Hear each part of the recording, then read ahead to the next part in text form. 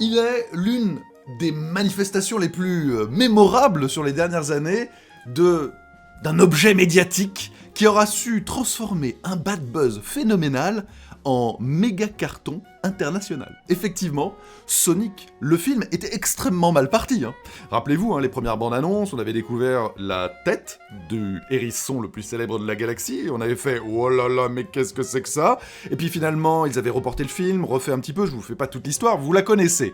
Eh bien, le film, au final, avait réalisé le meilleur démarrage de l'histoire aux États-Unis pour une adaptation de jeux vidéo au cinéma, généré plus de 210 millions de dollars en 10 jours de manière internationale. Résultat, eh bien, une suite avait été rapidement annoncée. Et puis, il y a le Covid qui est passé par là, et forcément, les plans ont été changés, sauf que ça y est, en fait, Game Industry a repéré la potentialité du tournage. Le nom de code du film serait Emerald Hill. Et Emerald Hill, vous le savez, c'est l'un des lieux qui débute Sonic 2, le jeu, donc le clin d'œil est assez évident.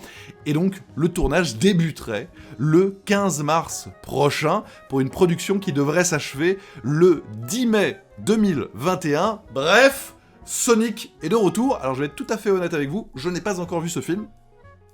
Et vous me direz dans les commentaires, est-ce qu'il faut que je lui prête un petit peu d'attention, et que finalement, il est plutôt cool, ou pas du tout, parce que on le sait, c'est pas parce que ça cartonne au cinéma et au box-office que ça en fait un bon film, il y a plein d'exemples comme cela, mais vous me direz, vous qui êtes des passionnés de jeux vidéo, est-ce que je le regarde ou pas?